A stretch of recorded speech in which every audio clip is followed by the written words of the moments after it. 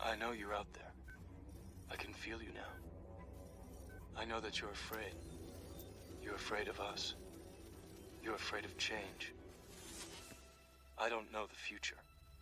I didn't come here to tell you how this is going to end. I came here to tell you how it's going to begin. I'm going to hang up this phone, and then I'm going to show these people what you don't want them to see. I'm going to show them a world without you. What's up, everybody? Cool. I'm Jay. And I'm Main One. We're Unplugged Free Your Mind, a show where we discuss an array of topics, current events, and world news from an unfiltered, unbiased, and unplugged point of view. Absolutely. Welcome back. Episode 18. Yeah. We almost at 20. You know, sometimes I think people should see what we do like right before the show start. That was funny. We need a blooper reel. Start doing a blooper reel. Like what? Yeah.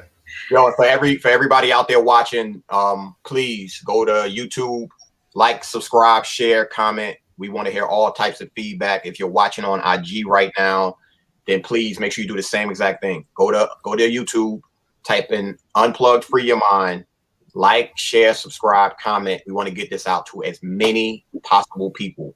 Many people as possible. Yeah, I actually took a nap like Jermaine normally do. I took a nap before the show. First time. Oh man, are golden. Good. I needed it badly. Good. You had a busy day today. How was your weekend, Phil? Eventless. Yeah, but what I will say is, thanks to you, I watched the Billie Holiday movie. And what do you think? The main thing about the movie was that's why I made the post, and this probably can go into us even starting the show. Okay. Before the show, it talked about the Emmett Till Lynching Act Mm-hmm. from 1937 that did not pass in the Senate. Even still. And then at the end of the movie, it showed in 2020 the anti-lynching bill went to the Senate and did not pass. Still has not passed. So my issue with that was, in 83 years in this country that's supposed to be post-racial, all this shit that ain't going on, all these opportunities for people, shit like that. You mean to tell me in 83 years that a bill like that can't pass? More importantly, if they can't pass something like that showing you that they don't care, why would you get that shot? Like, so I want to get this straight. Something they said, I looked it up. In Congress, it passed 410 to like 4 or some shit like that. Whatever it was like 4 people that didn't agree with it in the Senate. So in Congress. And you telling me that it's still sitting there in the Senate? And if I'm not mistaken, Kamala Harris and Cory Booker's punk ass, they actually put a bill together for an anti-lynching bill together in the Senate. So you vouch for it then, but you can't push for it now, and y'all supposed to have the votes. You're gonna be the deciding vote. Something doesn't add up there. That doesn't make any sense to me. That makes no sense. You're not mentioning it now. You was champion. You was all talking shit when you was a senator before you ran president, but now you're not bringing it up no more. Word, but they can push the shot. Okay, that's why I'm like, all right. That's why for me it's like I'm really on some whatever shit, because something like that. I'm gonna say it again. 83 years. That also means there are people who was alive during that time and they lining up and getting the shot. I'm good. Yeah. I'm straight, yo. Like that shit is annoying because and more than that, the fact that we can push other, bills, for other groups, I'm glad y'all talking about this, because it's leading all into what we're gonna talk about. I'm glad we're talking about that. So okay. let's not. I don't want to give it all away. So let's go ahead to our current event portion of the show where we talk about the current events, ear to the streets. So Janelle, we'll let you go ahead and hit us with your news, with your current events. You want a little entertainment? A little entertainment. Let's get some it's levity. Not, once again, sometimes, with the stance that certain celebrities take, I wouldn't really call this entertainment, but it kind of sort of is. So y'all know I mentioned last week, I think it was last week or the week before, that Caitlyn Jenner is running for governor in California. And so the latest news is ex-porn star Mary Carey. She's running for governor. Who? Mary Carey. No idea. She's a former porn star. No idea. Yeah, you can see her. It says that she's the model who drives a pink Corvette, and she pretty much put her hat in the ring for governor. I mean, it's not surprising. Is she black or white? She white. Oh, okay. I mean, it's not surprising. We've had celebrities, run for offices. I mean, that's not brand new. I mean, everybody, it's the irony behind it. So our people in California. So you have Caitlyn, and now you have Mary, and according to, I was watching Jimmy Kimmel, and he was interviewing Arnold Schwarzenegger, and Arnold Schwarzenegger said even when he ran, there were quite a few people, celebrities that is, who ran for governor. So this isn't something that's like not new to Californians. So you guys could end up with Caitlyn Jenner or a former porn star. And I mean, she is former, so you never know like what her policies are going to be. Policies are, yes. People, do your homework now before you start voting for these people. Just because you know who they are, seen the tape, seen the tape, whatever. Think about it. The other thing that I thought was very interesting. So y'all know who Young Thug is in Ghana? Yeah. Nope. So I know who Young Thug is. Yeah. Yeah, they post bond for over 30 jail inmates in Atlanta to reunite these people with their families, and they did it on the strength of the fact that some of the charges were just charges that low, but the bad part was they couldn't post bond, so they did it for them, and it was over 30 individual people they did that for. That's Young Thug in Ghana. Okay. I thought that was kind of cool. That's dope. I mean, I have no idea who they are, but I can respect that. Yeah, using their money for that. That's what's up. Mm-hmm. Hey Tanya, what's going on, Tanya? Hey Tanya. Yo, but that happens though. That happens more than we know. Like you have a lot of people that, get arrested and get charged or whatever, but they can't post bond. Yeah. They don't have property, they don't have things to put up or whatever. And so I thought that was a good stance for them. Of course, Amber Geier, she's back in the news, y'all. Mm-hmm. She want to get acquitted for her murder of Botham Jean. Yeah. So she's appealing. So don't be surprised if you see that come back up. She could be appealed for it. I mean, I don't think it's been a whole year yet, has it? It may be right at a year. Maybe I'm not sure on the dates. Maybe somebody in the chat can say when it was, but I'm not surprised with that. I mean, even with the we hadn't even filed charges on Breonna Taylor's murderers yet. Mm-hmm. And one of them, I meant to mention this last week because I read about it. One of them got a book deal, just signed a book deal to write a book. Really? Yeah, about the situation. I was like, wow. I kind of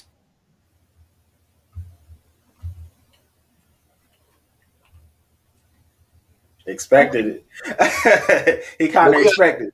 Yeah, what we have to understand is that there's always going to be two sides.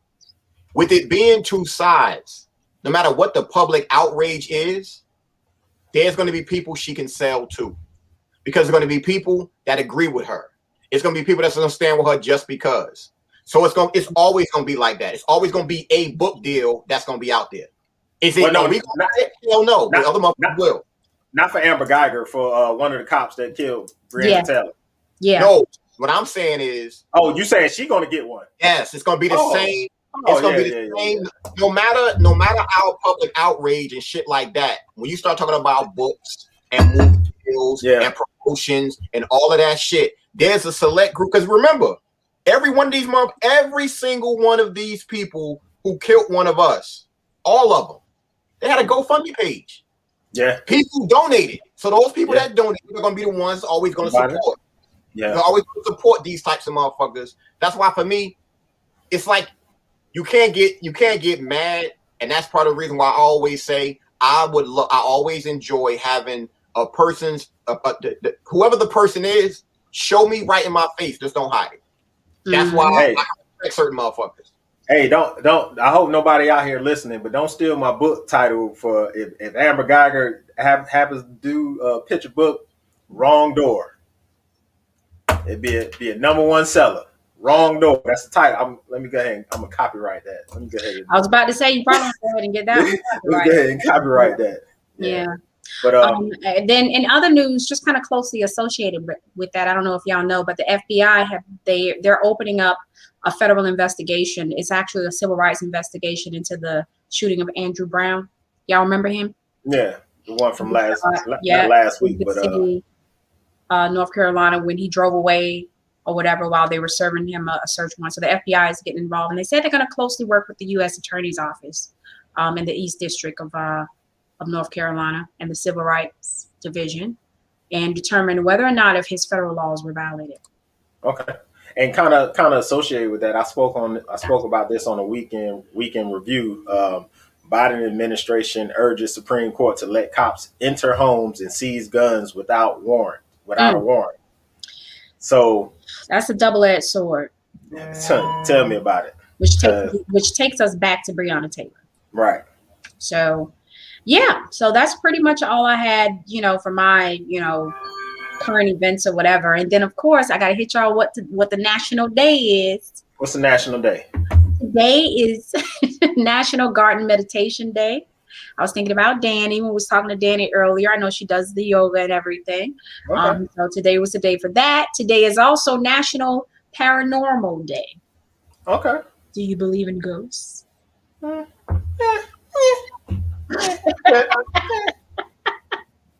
Yeah, and it's a few others, but nothing that's like, like that. I can say that y'all know that this week is Cinco De Mayo on Wednesday. Facts. So what that means for a lot of people, go to your nearest Mexican restaurant and celebrate. Yeah. And it's my born month. My birthday is coming Sunday. And an anniversary Friday. Oh man. Anniversary Friday, birthday Sunday, Mother's Day Sunday is like it right is in a row. On Sunday. Don't y'all forget y'all moms now. Yeah. So absolutely. So Fool's gonna be handling the weekend review on Saturday because Jay and I both gonna be out of pocket. I will be out. I will be actually. Oh, that's my other news. New York announced today that they're going to be 100% capacity across the board starting May 19th. May 19th. I'm actually, it's funny how we able to segue into certain shit. And believe me, everybody, what she just said, making this shit so organic that it doesn't make any sense. I want to be clear to every single person that's out there. Just because a person got that shot does not mean that they're safe to be around. And I say that, I'm saying that to be real with every single person. And you want to protect yourself, especially women. And today I finally got my quantum pendant in the mail to wear so that I can be safer around people who got that shot. If anybody wants the information about how to get this, we ain't getting paid by these people or nothing. Yeah. I'm talking about this because I want to protect y'all once again, especially the women, because there are reports, and I'm talking about multiple reports, and I'm gonna give y'all just one. There have been reports about pregnant women who have been around other women who got the shot. The pregnant women have lost their babies. I'm not sitting here. It's not to scare you. I'm telling you, this is what's out there. There are women out there who have not gotten periods for a long time. They are around women who got the shot. They're bleeding. If anybody wants this information, I will gladly get it to you. This is not a game. So if you're one of those people who's saying, I'm not going to get it, and you think that you're good, You're not. You need to protect yourself as much as humanly possible. So believe me, I've been waiting for this. I could have gotten this off of Amazon. Y'all know what Amazon, you get shit off of Amazon, it's gonna come in a day or two. I'm a firm believer of let me cut out the middleman and just go straight to the actual seller. So I bought this directly from the site. So it took a little longer, but I finally got it. And this is so important to me. I bought 3. One for myself, one for my woman, and one for my mother. Because I know that they're constantly around people like that. So believe me, this right here will be worn at all times until I get home. Literally at all times. And I'm going to push it because I want people, all the way in, she said her pendant coming all the way in June. Damn. I guess they want to keep this shit out of Canada. It takes a while. Or they're backed up in a lot of people ordering. Funny, the company is in Canada, right? From what I saw from the website, I think the company is in Canada. I don't know. That's crazy. I don't know. But yeah, I'm waiting on mine too. And I'm saying this to people because they want to make it seem like everything is all good. Everything is normal. And it's not. It's not. Everything isn't normal. And I'm saying this, and I hope y'all take this the right way. Anybody who's listening, they knew it was going to be pushback and certain people was not going to get that shot. They knew that. But they also knew because of the way that they handle and the way that they move. The one thing they know that people are going to do in the world is have sex. They know we're going to have sex. They know that you're going to constantly be around people. So they're like, if you don't get that shot, we're going to find some way to get it, to get you with it. And the reason why I brought that example up is because I know somebody who is married. They didn't get the shot. Their partner did. They had sex. She's been sick since then. This is what y'all got to understand. This is way deeper than what y'all think. And for anybody out there, I'm begging you, do not wear those hospital masks. Do not wear those masks. There's a chemical in those masks that will get you sick. If you're going to wear one, wear a cloth one. You definitely want to do that. And if you're not going to get the shot, and if you've been tested, get a heavy metal detox immediately. And I'm talking about yesterday. If y'all need somebody to get that done, you can reach out to Khalil. I can give you his information. I'm saying this because we have to do whatever we have to do to protect ourselves because this shit it's about to get serious. Definitely about to get more serious. And let me say this for anybody who out there who may disagree with what Food's saying, may disagree with what we're saying. This is what I want you to do. I want you to reach out to Food on Messenger, on Facebook, on all his social media platforms, Facebook, Instagram, whatever, and ask him for the information that he's telling you about. Before you come on, before you say, oh, that's some bullshit, that's some conspiracy, all that kind of stuff.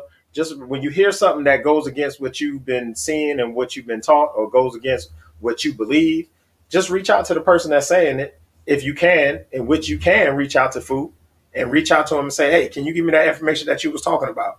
It's just as simple as that, as far and instead of just saying, oh, that's some bullshit and I don't believe that. And then, something happened and then it could prevent something from happening to you or to your loved one. So just don't dismiss information that you get just because it goes against what you believe or what you see on TV. And what I'll say to you, I'll say to you to continue with what he just said. First and foremost, if your job is forcing you to get the shot, if your school is forcing you to get the shot, hit me up, send me your email address, and I will email you the documentation so you don't have to worry about that. Because what they're doing, it is illegal. Trust me, they cannot do that. It's illegal, and there's a reason that it's illegal. Second, if anybody wants the information that I have, I will give you my phone number. Text me. I will text it to you. Do not, and I stress the word, do not post what I'm going to send you on social media. Don't do it. That shit will get you flagged, possibly blocked, and this, that, whatever. So the information I give to you and I get to you, text it to other people. Ironically, the video that I made on Facebook, y'all can go look, y'all can go check it out for yourself. It's called "They Tricked You Into Being Lab Rats." This is a video that I made, and I never once said the V word. I never once mentioned any of the companies that has made these experimental drugs. Well, I'm thinking that somebody reported it because it's saying that I violated community guidelines because I was putting out false information. Word? Okay, no problem. It is what it is. But almost 300 people have shared it. Like I said, it's at like 3,200 views. Because what I'm speaking to you when I made that video is logic and common sense. One thing I am not an anti-vaxxer. I am a bullshit detector, number one. And I am also the anti no question asker? That black dot said? Yeah. Anti no question asker. That's me. And people aren't asking the right questions, which I think is a problem. And unfortunately, most people who are getting that shot, they are not having an independent thought. You're speaking based on what you see on TV. That is all. And right. And everybody need to go to Eddie Griffin's IG page and find that video that he got. Oh my God. Oh yeah. Oh my God. I watched it last week.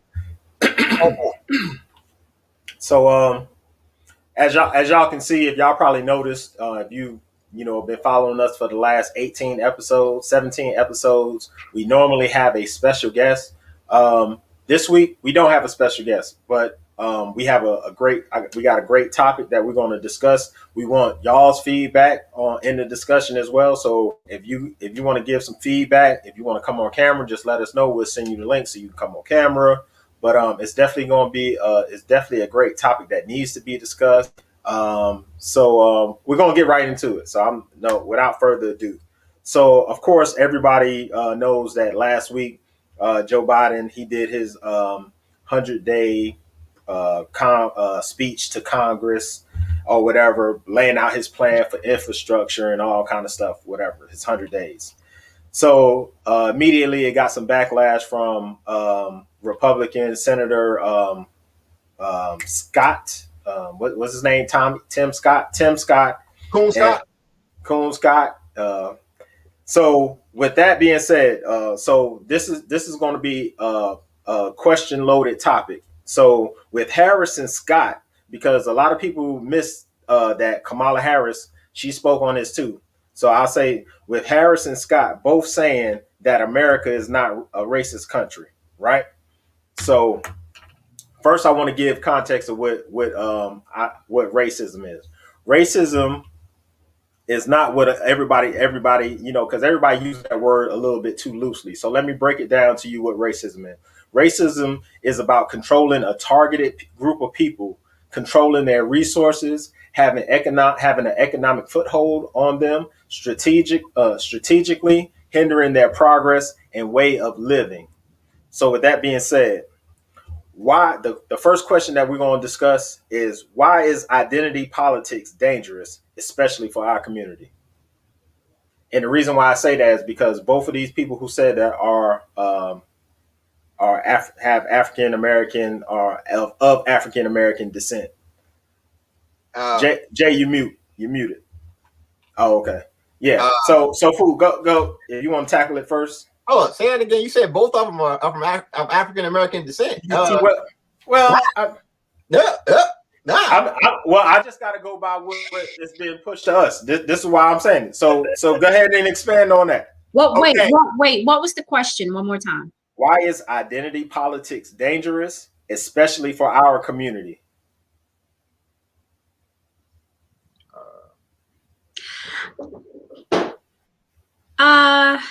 Dangerous? Yeah. Identity politics. Well, because and this is just right off the top of my head, because if you get a certain group of people together and you are of a certain likeliness, then those people are going to believe what you say automatically. Mm-hmm. It's dangerous because you're sort of taking the thought process out of it for people. You are not really thinking for yourself. You're thinking based on a relateness, something that you can relate to, someone that you look like.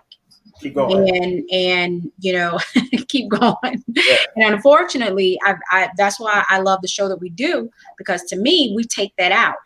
We say, do your own research, do your own, what works for you in your family, in your situation. You know, to me, that's like, you know, especially with them being of African descent, you're going to have African American Black people like ourselves that's going to say, oh, it's cool for them, it must be cool for me. But that's not always the case. Okay. That's not always the case. And to me, that's why it's dangerous. Okay. What say you, fool? I say that it's dangerous because there's so much separation. And I think it's way more separation when you start talking about our community. When you think about white people per se, you pretty much can just say Democrat, Republican. That's pretty much going to be it. When you start thinking about Black people, wow, you got Democrat, Republican, Christian, Jehovah's Witnesses. You got a bunch of religions. You got the politics. Then you start factoring in ADOS. Like, I would probably say I can name 10 separate divisions right now with us based on that. At least 10. And it'd be a breakdown of a lot of shit. Even when you start talking about feminism. You got the feminism aspect of it. You got the LGBT, you got the gay community. I'm not doing all them letters. Damn, yeah, please. You got that too. So it's a lot of factors when you come into it, and when you start talking about separation, that right there is a major problem. And the reason why I was laughing when he first mentioned it about the African American descent, well, Kamala Harris has no African American descent, zero. Her mom's Indian, her father's Jamaican, so that means that she has based on her lineage, she has no ties to the country, zero. But he's Jamaican, ain't he Black? He's from Jamaica. But ain't he Black? He can't be African American because there's no American. Well, I mean, I get that, but I think he means Black. No. That's why. That's what we just talked about, identity politics. That's the whole point right there. Just because, I think that's where the issue comes in at with us as people when we don't identify that also, because there is a difference. There's a difference, but I've never been. I'm not saying that there isn't, but what I'm saying is Black is Black. Well, I think what he's saying is, okay, so her father is Jamaican. So if he wasn't born here in America and he came over here from Jamaica, he doesn't understand the struggle of being Black in America. Gotcha. So he can't be considered Black. He can't be considered Black per se by skin color. And really by skin color is bullshit, because guess what? Our skin ain't Black.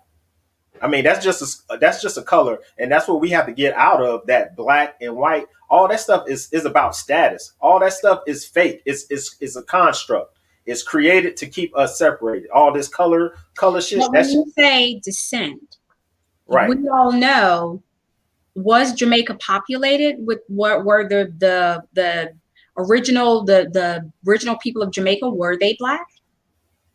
No. Well, were they from From where they from? Did they transport from Africa? Is that what you're saying? That's what I'm asking. Yes, you're correct in that. But we're talking about in the United States of America, in this landmass here. Well, you can't say that she's not of that descent, because we are. I understand the African American struggle. I get that, but you can't sit there and say she ain't. She is Black. That's not, no, we talking about when you start talking about the term African American. In other words, even if you brought up ADOS, Kamala Harris is not down with ADOS. She cannot, it's impossible, because that's an American descendant of slavery. Yeah. She has no lineage here on this continent. I understand that. But same exact way with Barack Obama. You can't sit and say she don't have that African in her. She does. But the question is about identity politics and how it's used, right? Yeah. So they propped her up as she's this African American woman, and she's AKA, and she wears Timberlands and all this kind of shit. She smoked weed with Tupac and listening to Tupac and all this shit when she was in school, which was some bullshit. But what we're saying is how identity politics is pushed to us, because we see somebody that looks like us, and we automatically assume that they have our best interest in mind. When she, especially her, where she has proven that she doesn't have our best interest in mind, because you can look at her cabinet of people that's around her. All of them are not AKA sisters. They're not Angela Rise and all this kind of stuff, they're all of Indian descent. So if she was propped up to us as the first African American VP, well, why she ain't got no African American people around her circle in her cabinet? Mm-hmm. So and that's what Scott ain't got none. I know he ain't got none. Right. And so that's where the identity to us as the first African American people around her circle in her cabinet. So that's what we got some feedback coming from somewhere. That ain't my stuff. I told y'all. You already know it's probably coming on my side, but I ain't touching nothing. No. Oh, okay. But no, yes, that was me. I was over in Facebook, and that video was playing. Oh, okay. Yeah. So that's what we were saying. So these questions kind of came up because, and Fool's kind of privy to a lot of this stuff because early in the morning, this morning, I was having a conversation with my mom. So, and she tends to drag, and my mom, she's a baby boomer. She's of that baby boomer generation. So I don't consider them lost. But some of them, I would say 85% of them, they're not just their mindset is just set. They're not going to change. So she always drags me into these political conversations. So she was like, "Did you hear what that Uncle Tim Scott said? Blah blah blah." And I'm just sitting there listening. And she was like, "He talking about there's no racism in America. America's not racist and all this kind of stuff." And I was like, "Ma," I said, "But Kamala Harris said the same thing." And she was like, "No, she didn't." I said, "See, that's the problem." I said, "Y'all are so Democrat that y'all unwilling to call out Democrats on their bull crap." I said, and this is why politics in this country is so messed up now is because the unwillingness to call out whatever particular party on bullshit. Yeah.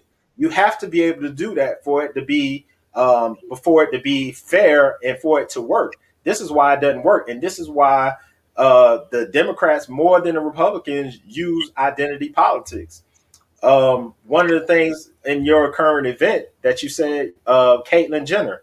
Now, the great thing, one of the good things about the Republicans, and Fu says this all the time, is they stay on code. Now, she is of her cabinet, and I don't know how much you have read into her whatever she's running for. She's running for governor. I don't know how much you read it, but she's pulling a lot of people from Trump's cabinet. She's put to be on her team. So she said she didn't vote for Trump for whatever. We know Republicans are staunchly against the LGBT community, but she whatever you want to call her, she's of the LGBT community. So what politics is she pushing? See, my thing is when white people use their whiteness first. It's white first before anything else. She's a white Republican. Even when she was Bruce Jenner, she was a Republican. See, she's white first, Republican first, and then everything else is second. See, what we do is we put everything else second instead of black first. It's never black first. It's always I'm LGBT, I'm feminist, I'm ADOS, I'm this, I'm that. It's never I'm black first. I'm Democrat. I'm this. It's never black first. And see, that's the difference between us and them. They put their race and their nationality first before anything. And that's why that we will continue to be on the bottom of the totem pole. And this analogy came to me today, and I'll throw it back to you guys. See, race to me is a race for resources, right? So I think of race as when we were little, we didn't think of race as the color of your skin. You get in the fucking damn in the yard or whatever, and you race and see who wins. This is what race in this country is about. It's not about your skin color. It's about class. It's about classism, mass, and racism. So we have a system where we have these white Americans who are already on the track. They already warming up. They running laps, and they got us as a black community. We're still in the locker room, and we're stuck in the locker room. Somebody done played the trick on us. They done locked the door. We can't get out the locker room. But guess what? That locker room is so fucking damn nice. It got all the fucking damn big ass lockers. It got all the nice fucking damn clothes, the socks and shit. And we in there trying to figure out who the fuck gonna look the damn nicest while they out running the damn track. We ain't even warmed up yet. We ain't even got to the damn trap yet because we've been blocked off. And then every now and then they'll let some of us out. Oprah, They'll let the Puffies out. They'll let the Jay-Z's out. They'll let the Bill Cosbys and all these other, people out. Or are they letting themselves out? Are they not attracted by the bells and the glitz and the glamour of it all? Well, I mean, is that them or is that us? To me, we can take responsibility for our own lives and not be attracted by those shiny things and all those, how we look and this, that, and the third. Like maybe these people are your Oprahs, your Jay-Z's. They're at a certain status in life where they actually see the big picture. But I tell you to that point, why I say they let them out is because of what you hear them say and do. They only do almost but so much. They don't do everything that they can do. You telling me Oprah couldn't do Oprah and Jay-Z and Puffy and all these billionaire black people couldn't do something to lift up our community together if they join together and do that? I think that's plausible that can be done. But they don't do that is because they know if they do, the system is going to strip them of their access to all that stuff that they have. I think they safeguard themselves. That's right. What I think. But so I'm not saying that we can't do it as a community, but what the system has done is put all these shiny things in our face to say, oh, this is the American dream. This is what you should aspire to be. All these European things that we're supposed to be the American dream. This is what we aspire to because this is what they told us. This is what the American dream was. Go to college, get a job, get a house, get a car. This is what we've been told to. This is not our narrative. This is a narrative that's been written for us. So that's why that identity politics works so much on us because they can throw a Jay-Z and all these celebrities on TV and say, go vote, go do this, vote blue no matter who. And we're sitting here voting for people who have no interest in helping us in our plight.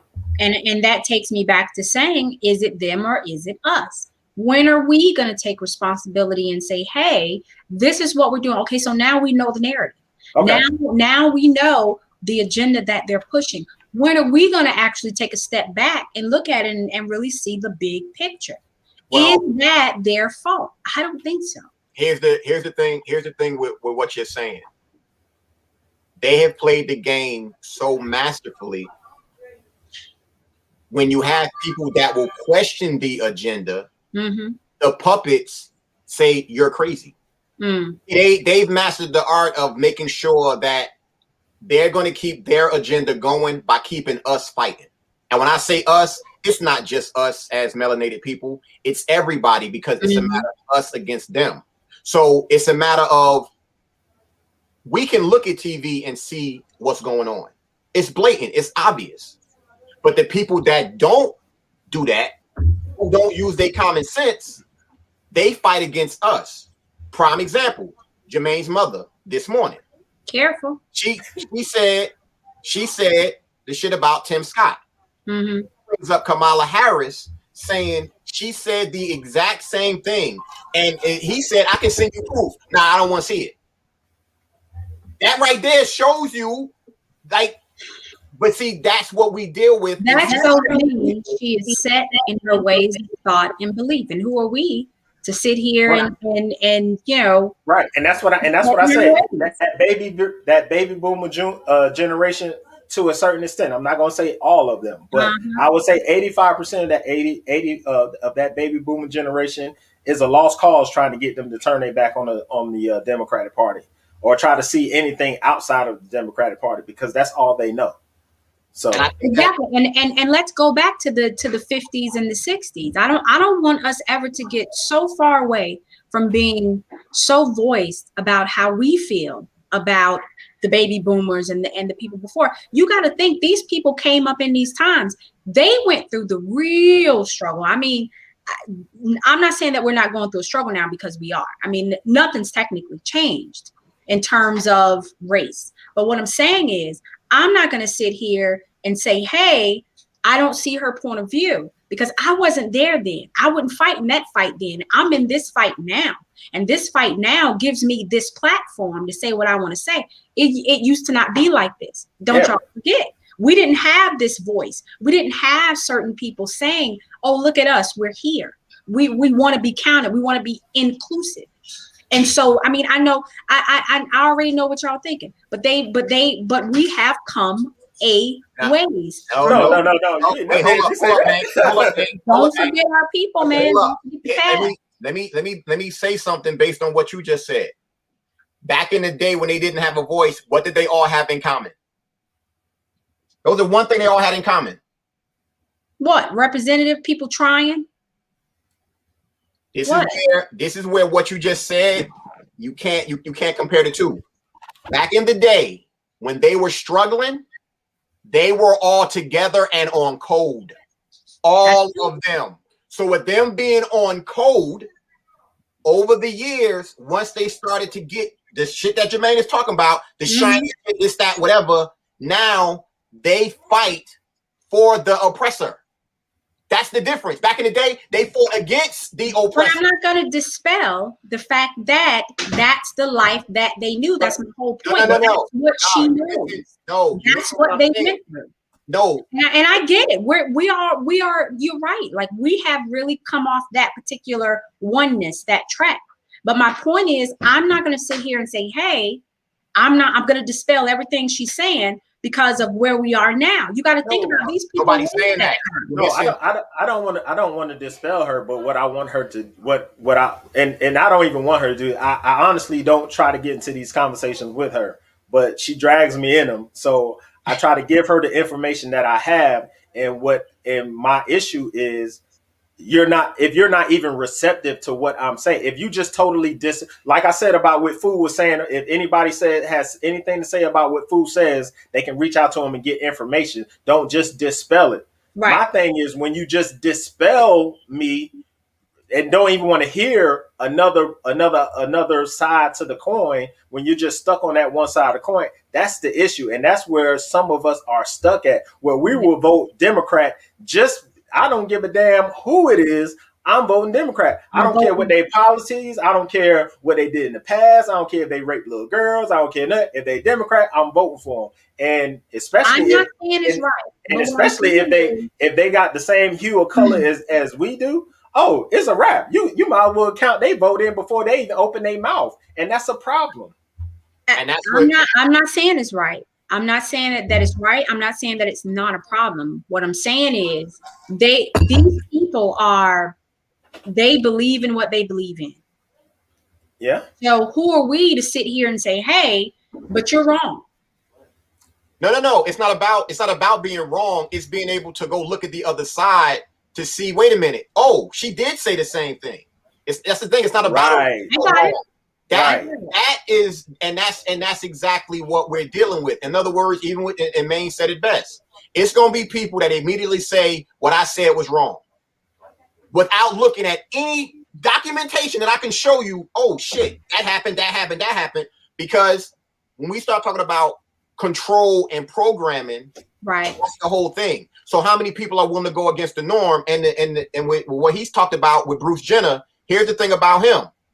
The man, this dude that's going to be running, Bruce, basically, this guy has come out his face and said, transgender men should not participate in female sports. He said this. Now, I want you to think about that. That is not what the norm is pushing right now. That clearly goes against Biden's executive order. By that going against Biden's executive order, there are people out there that look like us in California who probably have children, girls who are in sports who dealing with that issue. They might vote for him. It ain't got nothing to do with they're Republican, this, that, whatever, blah, blah, blah. They might do that just because once again, what Republicans know how to do is hit an issue, stay on it, and he's going against the norm. That dude right there, when you start talking about the gay community, number one, a certain group of Republicans, there's a chance. I'm not going to say flip the whole state. He might win. I think so too. And that goes exactly to my point. I'm glad you said that. So by him coming out saying that, who is he catering to? Who is he pandering to by saying that? Who say he's catering to anyone? Maybe that's No, listen to what I'm saying, because if you're getting sports, ask him. Maybe there's another understanding, Jermaine. But remember, if you're getting into politics is all about pandering. Politics ain't all. We know for a fact that politics ain't about telling the truth all the time. It's about what can I do? What can I say to galvanize a certain people that I need to get vote from. Go ahead and tell it. So he knows he's in the Democratic state. He knows that it's predominantly Democrat. So I need to say something that's against what they're pushing, because Democrats are all pushing the LGBTQ and all this kind of stuff. They're pushing that hard. So if I want to get some of these Republicans, even though I am transgender, I'm going to say, hey, they don't need to be playing against girls. Biological men need to be playing against biological men, or whatever the fuck he said. So that's letting the Republicans in that state know, oh, okay, so he liked that, but I can kind of push for him, because remember what I said when I first came on. He's white first before he's transgender, before he's Republican. He's white first. I got that, but I think we're reaching. Nah. I truly think we're reaching. Okay, so don't forget, she played this sport as he. Maybe for a second she actually understand the dynamics of a transgender woman playing a male sport. I'm sorry, I'm not on board for that. Ain't no football. I don't think transgender should be playing football. You get a hit, now you hurt, whatever. This is nature at its best. The force, the muscles, the strength of these men, it's different. And there is no hormone you're gonna take that's gonna put you right there on track with somebody. Now, I ain't saying that he ain't got some strong women out there. That's not what I'm saying. What I'm saying is, maybe she's coming from a place where I've played these sports and I see it. Okay. But I'm not saying that it's not pandering, but what I'm saying is, how do we know for a minute that she's not really thinking about the dynamics? Because she's running for governor. I get that. But how do you know for sure that she didn't come to that judgment based on her past of watching and participating in sports? I'm gonna tell you why. Because they asked her a follow-up question and she said no comment and got in her car. What was the question? The follow-up question was, why? Why do you feel that way? No comment and got in the car. So she just wanted to say something that was going to get TMZ, get the headline, because why not? You gave that long soliloquy. It was 43 seconds. She answered that question. If I give a long soliloquy on anything and I know a sport as a man, I have nothing else to say. I can say, you know what? No comment, because this is nothing that I want to comment on.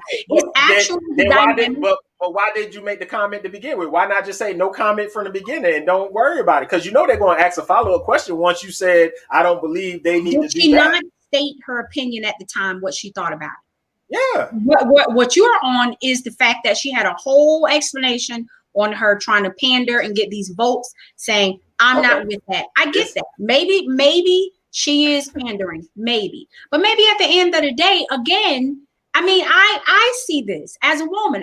Even if one of my best friends come to me as a woman and say, hey, well, I know some transgender women going into men or whatever.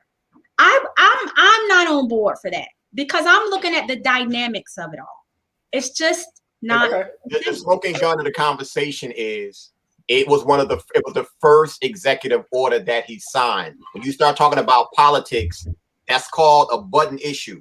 And I stress this, and I'm with what he's saying, because Republican strategists, they know what they're doing.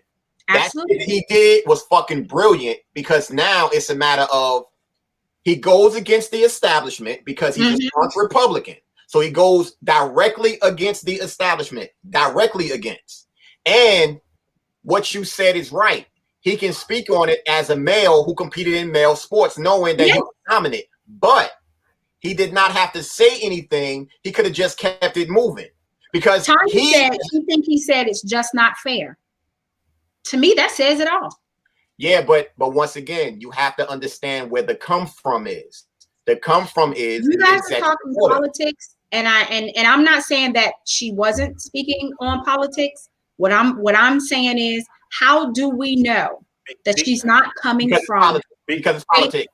Because I tell you what, if I'm running for politics, if I just threw my name in the hat, everything I answer is going to have to be about politics. It's going to have some kind of political slant to it, because guess what?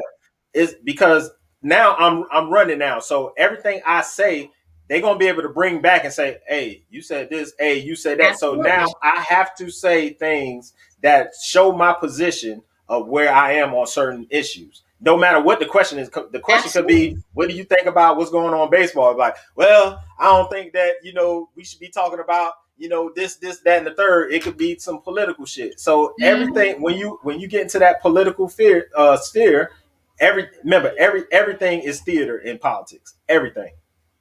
I listened to Barack Obama's book on Audible. Okay. And I get it. You do have, you are 100% right. The strategy with wanting to be elected, whatever. I get that. But my question is, how do we know that her statement was not based on the actual dynamics of having women? Nope, I can answer that. Okay. Because he didn't make the statement before he decided to run for governor. He makes the statement before then. What was the statement before? He hasn't never made a statement before. Exactly. And now you need to take a side on this. And maybe the side that she took was based on the fact of dynamics. But Jay, he been transgender for what, 2 or 3 years now, right? And an athlete. That's what I'm saying. And don't forget, won that award. Wait a minute, Jay. The ESPN award. Here's the thing. Woman. Based on what you just said, you answered your own question. Being that he's transgender, gold medal athlete, all his accolades, he's the perfect person to ask and make a statement about the subject because of his history. Absolutely, because she knows the dynamic between men and women. Wait a minute. And he didn't make the statement until he decided to run for governor. The statement was not relevant at the time. Bullshit. Was it relevant at the time? Yes. It's been relevant for the last 3 years. It's been relevant for the last 3 years. Not running for governor. When the executive order was signed, he was not running for governor. That's the whole point. I get it. It's politics. I get that. It's politics. But again, I ask, was she asked this 3 or 4 years ago? It wasn't a subject 3 or 4 years ago. So now she's being asked. And so now she has to take a stance on it. And maybe that I'm not saying it is, it could be pandering, but maybe it is. She's looking at the fact that I played sports as a man. I've seen people play sports as men. And that dynamic, you just can't. It's not the same. Okay. All right. Well, we ain't gonna beat that up too much. I mean, I'm not. I don't like you. I don't know. How do y'all feel about it? I'm not in her. I'm not in her brain, his or her brain. But all I know is it just seems fishy. That's all I'm. It's always fishy. They're politicians. And how do I feel about it? Of course, I don't feel like if you're a transgender man. I mean, I think they should have a separate. If that's what you want to do, it needs to be a separate category. Whole league for that. Whole category for that. Category for that. It's because guess what? If my daughter was goddamn wrestling on a wrestling team, and some motherfucking come over there that's like this, my damn size. Absolutely. I'm gonna sit there and let them beat up on my goddamn daughter. Hell, the dynamics of it all, to me personally, again, if it's my son and he's going through that to be a woman, ain't no way in the world I'm going to support him saying, oh, I want to play a woman's sport, because I already know it ain't fair. I already know the dynamics is not going to add up. This person is going to be exceptional in a certain area. It's not fair. See, and look at all the shit you got to say. You got to say she. Yeah, sorry. You know what? Mama call him Bruce. I'm calling him Bruce.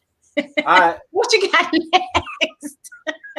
All right. So the next question I want to ask. So after that question, what do we need to do differently to gain leverage if we're going to stay in this system? So if we're going to stay in this system, what do we need to do differently than we've done in the past?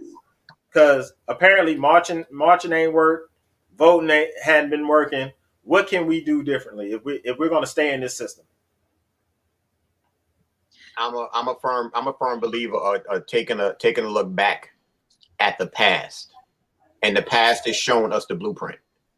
Unfortunately, we allowed the illusion of inclusion to cloud where we were, because even back in the day, the one thing, and I would love to have a conversation with somebody who's older. Me too. When you start thinking about them not being able to go into certain restaurants, you got to go to the back and everything like that. Thank you. So here's the whole thing. If you had a long day and you just want to sit down and eat, should you be excluded from not being able to sit down? Hell no. But here's the thing. This is the thing about that, and because of the country that we live in. As a business owner, you can refuse whoever the fuck you want to refuse. So my whole thing is, if you're gonna refuse me the food, and I'm speaking from back in the day, if I was in that situation, if you're gonna refuse the food and I can't come in there, I don't want to support your establishment and that food, because most importantly, I don't know what you're doing to my food.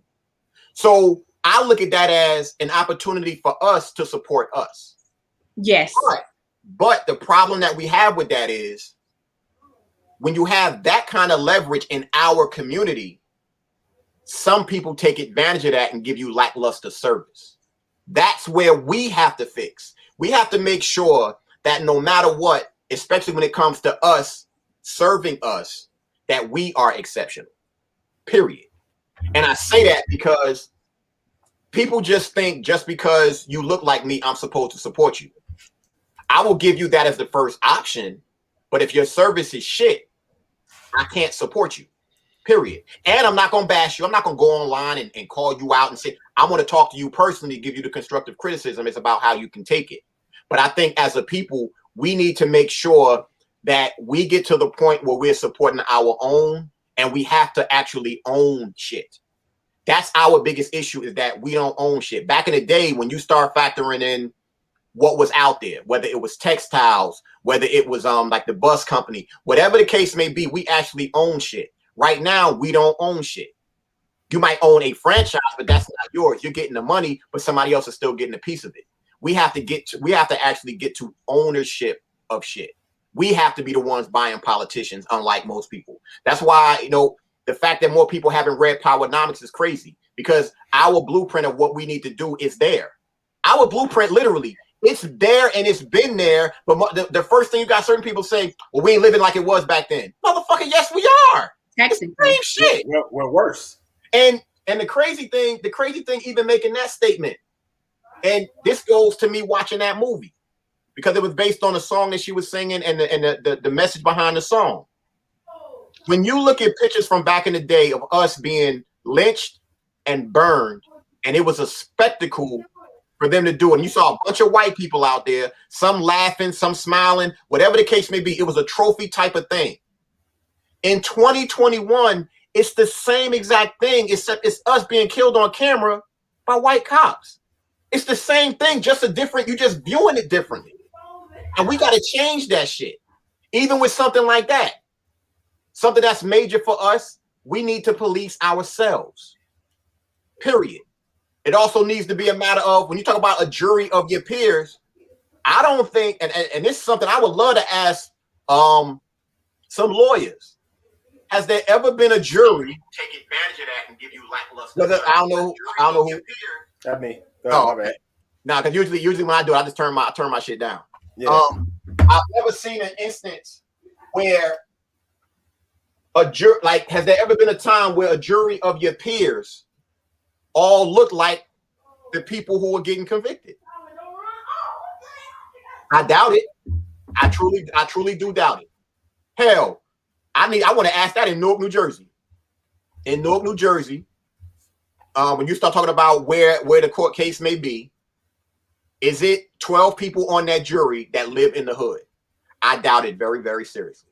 I doubt it seriously, because the system, and we all can accept the fact that the system is rigged against us, and it was never made for us. It was never made for us. So until we change that and make some choices to actually change that, it's like, what else can you expect? And then when you start and hell, when you start talking about the media, yo, did y'all realize that newspapers are gone? Yeah. Like, I'm not gonna say they're not there. They are there. They went digital. Yeah, like when I go to the supermarket, I still see them. But when you read something, you're gonna process it a little bit differently. They have mastered the art of manipulating your mind based on what you see, and they got it to the point where it's conditioning you to accept what they do, and that is a problem because most people can't get past that shit. That's a big thing. Like tonight, we have certain movie nights when I told y'all about the Clubhouse Room, Knowledge Reigns Supreme. Tonight at 9 o'clock, we watching The Matrix, and then after that, it's going to be like a question and answer. I'm looking forward to hearing what some people may end up saying. And ironically, it's a possibility. It's a very, very slim possibility. The chick who made the movie, she may be answering those questions in a couple days personally. I'm looking forward to that, to hearing what she has to say because of where her come from is. We as a people, we gotta start looking at shit differently and stop just accepting what it is out there in order for shit to change. Because we already know when the game that we playing, which is hilarious, is like we playing spades. We playing spades, and the people we playing against, our opponent, they get ready to run a motherfucking Boston. They literally get ready to. They got the hand to run a Boston. But we as a people, we each got a fucking possible. What we got one. We got a possible. Some people don't play that in their game. Don't nobody. A lot of people don't. A lot of games I don't play in space. Don't nobody do possibles because either you got it. So Jay, go ahead and chime in on this. What do you think? The question is, what do we need to do differently to gain leverage if we're going to continue in this system? I agree with Fu when he says that we need to take it back to the past when we were all on the same page. And we don't deviate from that because of the shiny things, because of this, that, and the third. I mean, you have to think, if you go back to the... You muted yourself. Sorry. What I was saying was, I agree with Fu in regards to we need to go back to the blueprint. You know, go back to the 50s and the 60s when everybody was on the same page for the most part. We deviated, I think, because you're right, Fu. You got some groups that went this way because of one thing, and groups that go the other way because it serves them in a different, light. To me, if we can all just be on the same page, but don't forget, this is not a new problem. Even during Martin Luther King time and Malcolm X and all our great people then, the problem was really getting people on the same page to say, either I'm going to support this. I'm going to only buy from this. I'm going to only associate with this. I'm only going to support this. We can't do that now, to me, because we have all of these different dynamics coming to us in all these different ways. And for a lot of us, it serves us in different purposes. But the one major thing, what works for us financially? That's always going to be, to me, for a lot of our people, what works out for us financially. So in other words, if I can go to the Chinese stores here or the Asian stores, let me say it like that. I don't want to be politically incorrect. If I can go to the Asian store and get it cheaper there, that's where I'm going. That's where I'm going. It serves my purpose in that regard. The problem is, well, why not go to that black store and say, hey, I'm going to buy from you anyway? Everybody ain't on board because their prices are high. And please believe we know why. We know because they're probably leasing that store from whomever, and the cost for them to be in business is a cost, and we're not willing to spend that extra $2 and $3. That's what I think. I feel like we all got to be on the same page. But don't forget, MLK, he had that same problem, getting people to be on the same page. That has always been a problem, and it's always going to be a problem. KZ, he makes a good point. He was like, "Who is us? Who are our people?" He said, "You have to be able to answer that question." And and I would say, to piggyback off of that, is this whole system. And I said this. I was watching a podcast, a friend of mine's podcast yesterday, and I chimed in. This whole system has to be reset. This whole system has to crumble. It has to fall for us to, because we as a people don't fuck with each other. And until we get real with that, until we address that, and it's a hard pill to swallow. We don't fuck with each other like that, truly. And we can say it's been programmed in us, and we've been trained not to fuck with each other like that. But hey, look, you know what? Guess what? Back in Reconstruction, right after slavery, we fucked with each other. And that's what I was. Yo, I'm glad you said that. That's exactly what I was getting ready to. The statement I was getting ready to make. And that shift happened. And the reason why, because we had no choice. It's going to have to go back to a time where we don't have a choice but to depend on this whole, like I said, when they say that this dollar ain't worth a shit, when they pull this and you don't have money to depend on, because now that your dollar ain't worth a shit, how you going to judge your man? Because the system has told you that has told a lot of our sisters that you judge your man by his wallet. Well, you ain't got the wallet to depend on now. Can he start a goddamn fire? Can he protect you? Can he build a tent? Can he hunt? Can he fish? Can he provide all this other stuff that money cannot provide you? See, we're going to have to go back to it's going to have to get to a point where we back to the basics, and we have no choice but to depend on ourselves. And then once we do that, if we decide to stay in this system, then we're going to have to start doing things like Dr. Claude Anderson pens out in his book, Powernomics. We're going to have to start doing things as a block. It's no longer, and if you can't do things as a block, get your ass got to go. We got to get your ass out of here some kind of damn way. But you have to think, man, like we have so many different choices. And our first thing, hey, Kai. Hey, what up? Oh, you said my real name. Wow. Well, I see it in the chat here. Otherwise, I'd call you whatever, KZ. Listen, man. I ain't used to women saying my real name. but that's my biggest thing. We have so many choices. How do you get everybody on board who's already penny pinching, who already trying to keep their head above water? Like, but that's what I say. It's not going to be just a us thing having to do it on our own. It's going to be where, I mean, we're already heading to they're getting rid of this petrodollar. This petrodollar is going to be gone in a second. In a couple of years, that damn dollar you got in your damn pocket ain't going to be worth shit. It ain't worth shit now. It's all going damn digital. So now what are you going to do with all this? How are you going to? Do you think the average household for us knows that? Do you think they even care? But see, but that's the problem. The information is out there. It's not like this information is being hidden no more. They can't hide it anymore. The information is out there. But it's you have to make a conscious effort to go search for this information. You can't no longer sit back and wait for somebody to give you something anymore. You have to go out and actually seek knowledge. You have to go out and actually put some work in. And if you're not willing to do that, then the weak ones are going to fall to the wayside. That's how I see it. It's almost like what's the Marvel movie Endgame, when Thanos did that fucking damn snap? It's going to have to be a goddamn snap, and the weak motherfuckers are going to be out of here. Casey, if you're not producing something for the damn system, if you can't do shit on your fucking damn own, and you are the motherfuckers who dependent on the system, bam. But I really want you to think about what you're saying. Think about what you're saying. A lot of people do depend on the system. And well, they about to be ass out. I mean, I think this is an interesting discussion. I'm gonna make sure I don't stay on long because I'm writing this proposal for this dissertation. Are we done with it or what? No, I'm still in the check in on you. I'm still in the proposal phase. But I'll say this: you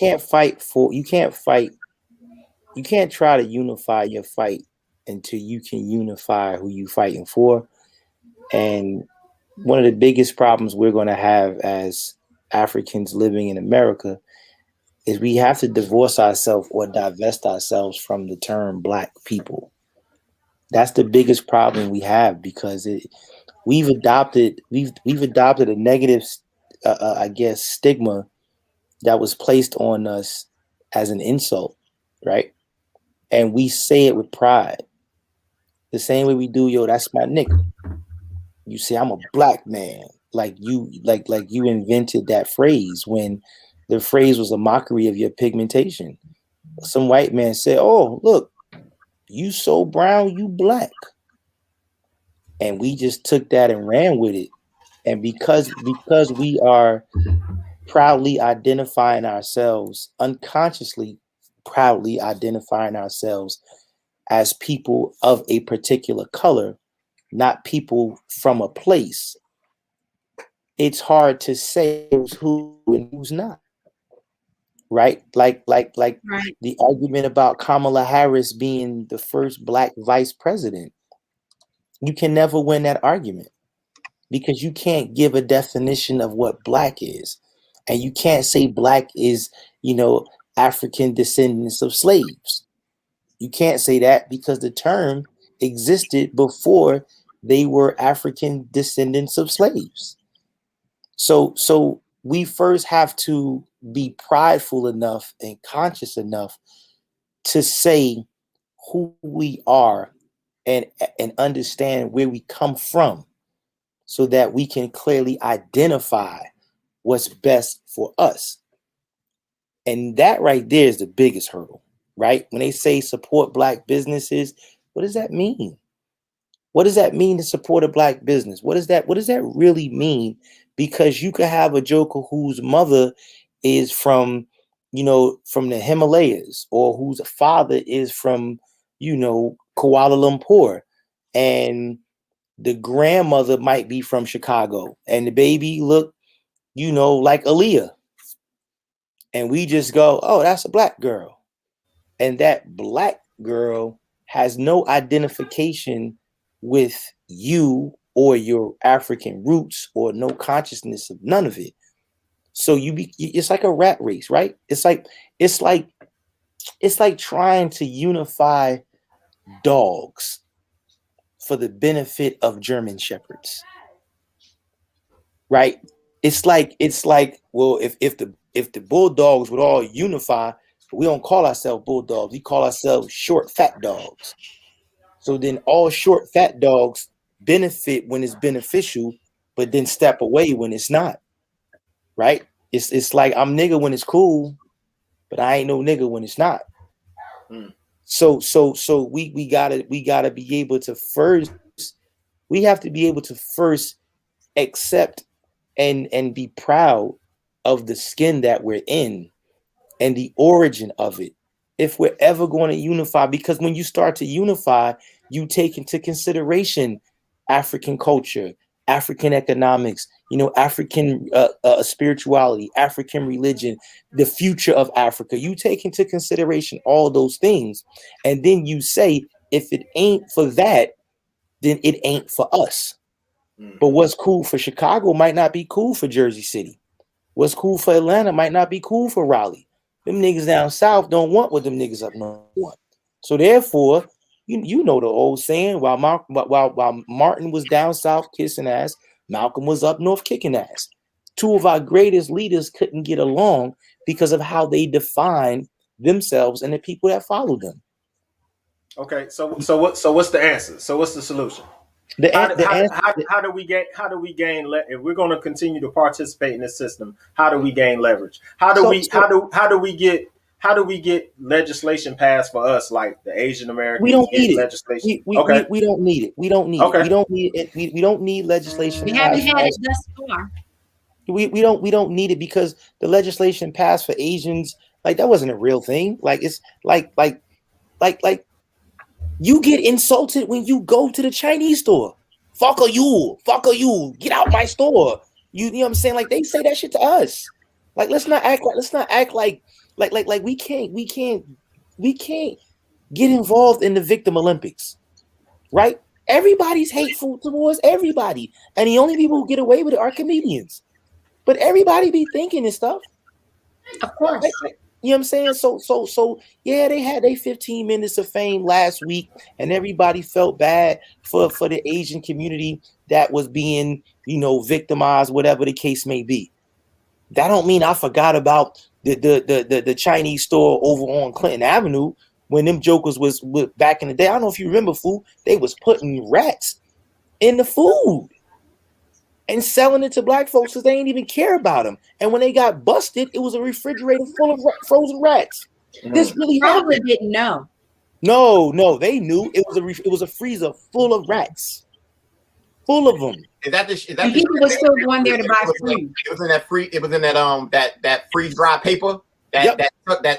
Yeah, I remember. Yep, it was all over. It was all over the city. So like we have to stop playing the politics based on relativity, like where we fit in, and we ain't got to do with that. What we own, what we produce, we need to stop giving away. And I said this to Fu before in the conversation. We have to protect cool. We the coolest motherfuckers on the planet. Facts. Okay. African people are just dope, unintentionally on purpose though, right? And every time somebody, like the fact that McDonald's, the fact that there is no commercial that doesn't use an ounce of hip hop to sell its items shows you our impact. But we're so quick to make it that we just give it up, right? So if you look at it as economics, if you say, the East Asians are dominating the medical field, right? They're just dominating the science world, the medical industry. This is a stereotype, but let's just go along with it for the sake of the argument. And you say that the South Americans, they're dominating the construction business and the landscaping business and this, that, and the third, right? Those people protect that their economical leverage, right? You can't go to Home Depot and grab a South American and say, all right, get in the truck. I want you to work for me. I'm going to pay you $80 a day because I know you ain't a citizen and you don't make no bread. He can't take that job because if he takes the job and the rest of them find out, he can never stand out there and work again. It's syndicated over there. They protect where their value is. We give it away. So by you, good point. By you saying that, so how do we change? How do we change the mindset of not giving it away? Because the system will keep us so destitute that any little inkling that they throw out to us for whatever you have, we're going to take it. So how do you change? How do you change the mindset? How do you change the mindset? You have to start with cultural specific and identity driven school systems. Wow, I just regurgitated that. That's in my dissertation topic. But anyway, I'm telling you, this book coming. But okay. you have to basically, we have to focus on how we educate our future now, and we have to fight for the right to have culturally specific, identity-driven school systems, because the identity is formed at the age of 5. This is right around the time that kids go to school. And when kids go to school, they're taught to learn not only useful knowledge, but they're taught about the great things in the world, right? Mm-hmm. For example, Brother Baruti Kafele, when he was a principal at Sojourner Truth School in East Orange, he had this book as I don't know if you could see it. He had this book as the required history text for the 7th grade history class. Damn. Right. And it was exactly. And he had that text and said, we're going to teach from this because these kids are learning about the 8 wonders of the world and all this other things. They need to know that there's a connection between that and them at the onset of their identity development, so that when the kids grow older and they start to learn about finances, they can learn about money and they can learn about building cities and our influences on the Roman Empire and the Greeks and everything else. They can learn that stuff so they can have a certain ownership we don't realize that we own it. We just feel like it's no different than, and I don't want to be too long-winded, but to basically answer your question, the kid who shows up at the park with the basketball is the owner, not the person who owns the park. Because the park can't play the game without the kid and the ball. But that kid can take that ball to any park and play. Right. We show up to the park with the ball and we just smile from ear to ear because the owner lets us play there. Right. That's the mindset. Okay, So you're saying identity. It starts with identity. It all starts with culturally specific, not culturally inclusive. Right. It's not about all of us. It's about us. So what you're saying, what you're proposing is we need to either homeschool our kids, or we either need to have facilities that teach our kids outside of the school system. Because what public school is going to let a teacher come in and say, hey, this is the curriculum, this is what we're going to read? All of them will. Okay. If you fight that fight. Okay. Understand, never in your life's history have you ever seen the fight for what we choose to teach our kids be brought up in local politics. You're right. They never bring that up. See, this is not a fight that Washington needs to co-sign. This is not a fight that Trenton needs to co-sign for the state of New Jersey. If a school is not under the state's supervision, meaning that they have local control, they can teach from whatever perspective they want, as long as the kids pass the standardized exams. Mm-hmm. So when you talk about standardized assessment, standardized like PARC, right? PARC is a standardized assessment. It's used in states around the country, but PARC does not dictate what you teach from a specific perspective. They dictate the content that will be assessed. There is nothing that you can teach that we won't cover from an African perspective. So we could fight that fight. So let's say all right. So we rolling through this. So we're gonna fight that fight, and we get that fight. Now, where are we getting the teachers from? The same teachers. So, but how are we going to have someone? Because most of, especially down here in the South, most of the teachers are young to middle-aged white women. So, how are they going to teach us culture? Not to get in your business, what you do for a living? IT.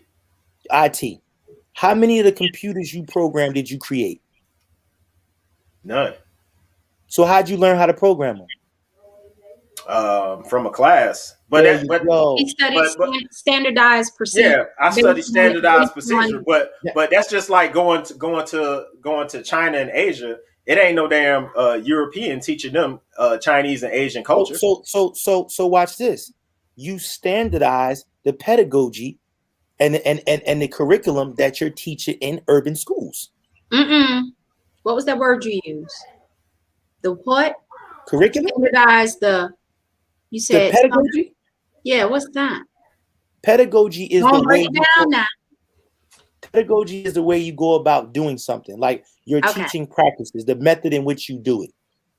Right? So from my understanding, the way it works with public school system is there is a base curriculum that is sent to the instructors, the teachers, to say, this is what you're teaching based off of these standardized tests. No. Yes, you're right, but it's not sent. It's in local control districts. It's not sent from the state. The curriculum is chosen upon by the district. So like every summer, our school district, they have people who write curriculum and rewrite curriculum for subjects. Right. That's where you do it. But if I'm not mistaken, isn't this all dependent upon that standardized test? No. So let me explain. In Georgia, I don't know how it is state by state. I can only just talk about the state that I got it doesn't matter which state. It was my understanding that across the board, the state of Georgia said you teach these students based on this curriculum. because this is what they're going to test out of their high school. Let me clarify for you. You're confusing. You're mixing things, right? Curriculum is, how can I put this? Curriculum would be the road, right? The curriculum is what you use to get from point. Curriculum would be what the curriculum is, the car, right? The curriculum is the car. The road is the standardized assessment. This car, right? The driver is the instructor, and how they drive is their pedagogy. So I know I got to take these kids from point A to point B when it comes to standards, meaning, not to get too off topic, but if I'm teaching geometry, right? I know that I got to teach similar triangles. I know I got to teach parallel lines, bisector, all that stuff, right? Alternate exterior angles. I got to teach all that because those are mathematical standards. A standard basically says anyone, anywhere in the country at this age should be able to regurgitate that. So we're not talking about the curriculum. We're talking about the standard. So, for example, in history, in American history, there are standards that you may have to cover, right? You need to know Constitution. You need to know whatever. That does not stop you from telling the truth, right? That does not stop you. The Constitution was ratified 1776. Cool, right? We're not changing that. Yeah.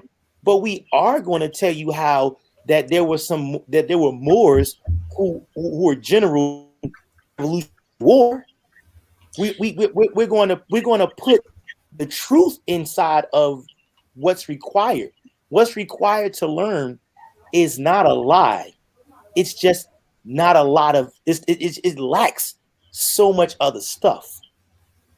See what I'm saying? It's like, put like this. If you look at this comb, right? This comb, the standards would be this one, the one in the middle, and the one at the end. But all these other pieces in here are needed to comb your hair. Right. But they want to make sure that as long as you got this one, and that one, technically it's a comb. Yo, I wanna follow up with what you're saying, and I wanna make a statement about that comb. Address that comb. Yeah, that comb. Obviously, that comb is for your beard. Of course. Now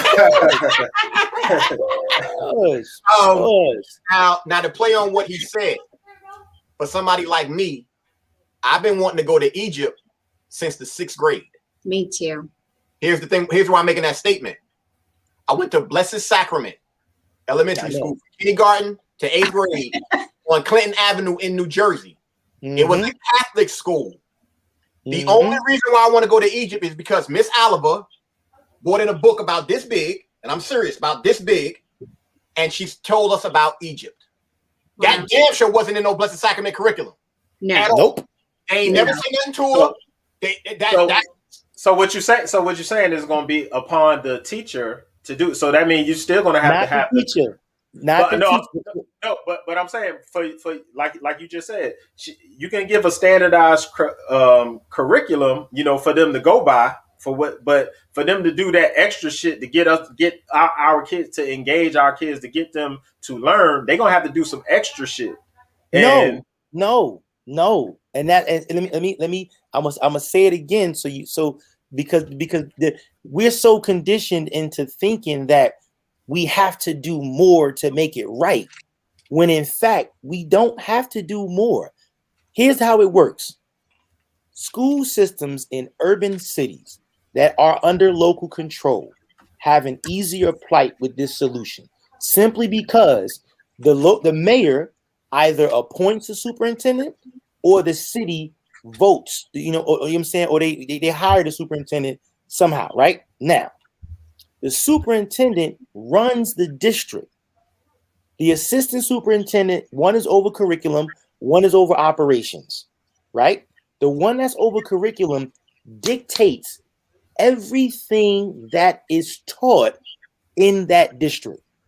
At that point, that superintendent of curriculum could say we need to implement a culturally specific and identity-driven curriculum where we say everything that we teach needs to enhance and sustain the African American learners and their enthusiasm for learning from kindergarten to 12th grade. And there's something called the Amistad Commission, which already exists. This is a federal law that says you have to infuse African culture in all lessons. You can look this up, but there's no regulation on whether it actually is even, even being done. So instead of waiting on federal regulation from the Amistad Commission to even do it, you just simply say, okay, what are the state standards that are going to be assessed in the 4th grade, 8th grade, and 12th grade? We need to make sure that our kids are prepared for those standard assessments in 4th, 8th, and 12th. In addition to doing that, we're going to do it from a curriculum where they see themselves attached to the learning. That's how it works. And that's easy to do. And what you do is you don't want this to be a private school or a charter school because we in trouble. We have to affect the masses. And in order to affect the masses, this has to be a public health issue.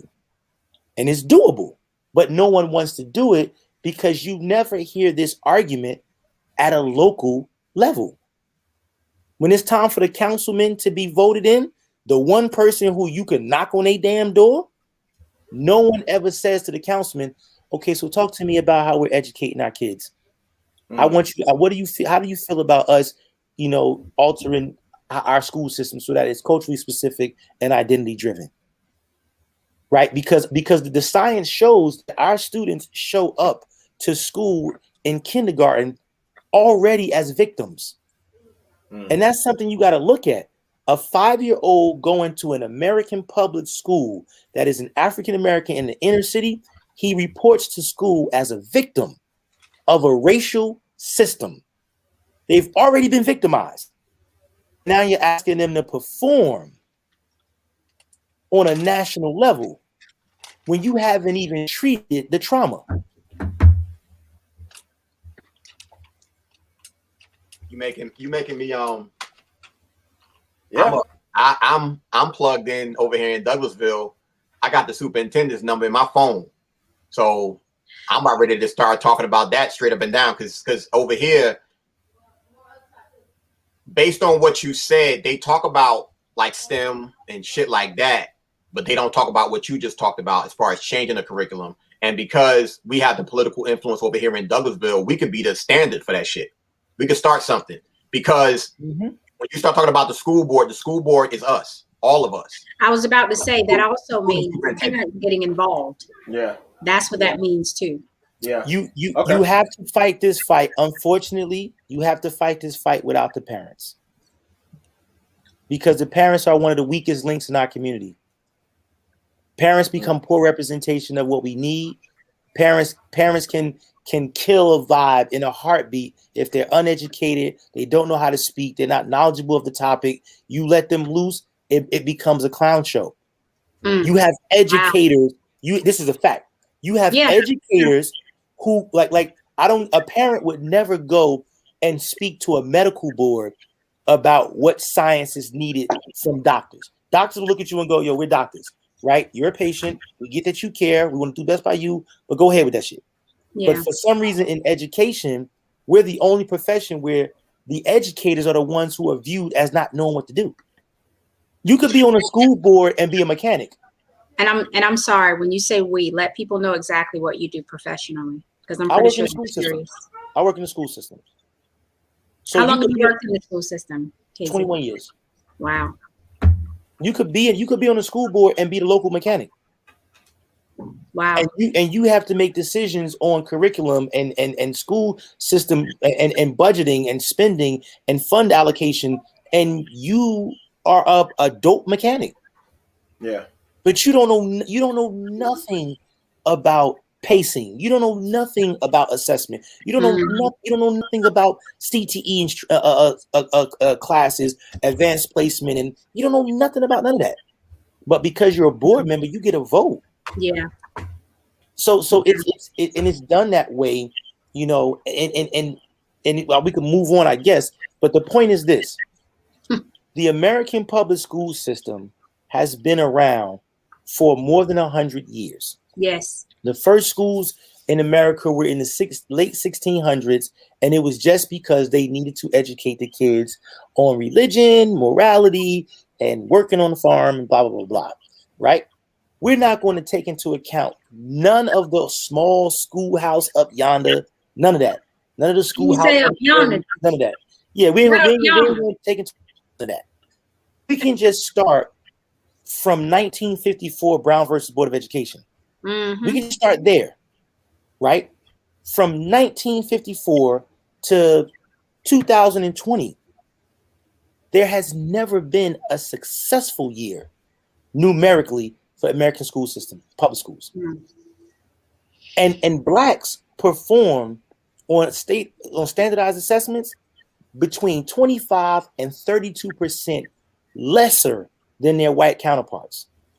And they have you will never find, I challenge anybody to find one public school system in America where more than 40% of the tested students are above standard. It doesn't exist. So if this was corporate America, that would be a failed business. It would be a failed institution. But because it's public education and the rich never really delve in public education, they could care less. So they don't even care about fixing it. Why would you perfect something that's going to improve the competition between your silver spoon children and other children in this country, let alone the black private schools, by the way? Yo, check out the Webster's English Dictionary definition. The 1828 definition of education is the bringing up as of a child, instruction and discipline which is intended to enlighten the understanding, correct the temper, and form the manners and habits of youth, and fit them for usefulness in the future of stations. What that sound? That sounds like getting you ready for the assembly line and make sure you do what you stay in place. So take the nugget you just put up, man. Right? Take that nugget you just put up and watch how this whole comes together.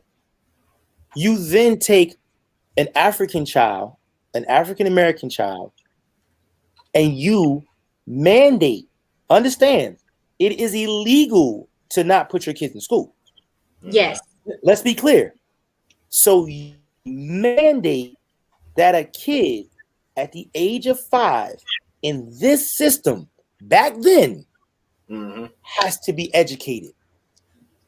And you assess them across the board with the rest. But you never even address the trauma that this kid had to deal with prior to the age of 5. Our kids show up at school mandated to go to school, and our kids start school earlier because mom and dad can't afford for one parent to stay home. Right. So both parents got to go out and work, which means our kids are indoctrinated in this system at early as the age of 6 months, a year. 40 hours a week.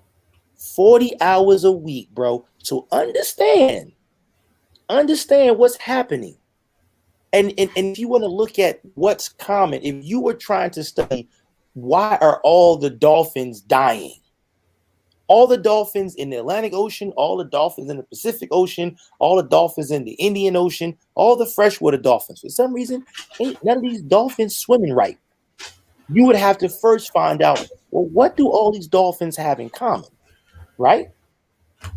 Because you can't say it's what they eat, because they eat different things because they're from different places. It ain't the water they swim in because they swim in different oceans, right? You would have to find out what's the one thing that they all got in common.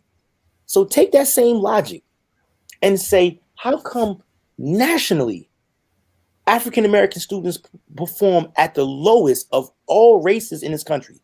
We perform lower than mixed race, Hispanic, Asian American, Native American, Indian American. We literally perform at the bottom. Mm-hmm. Why is that?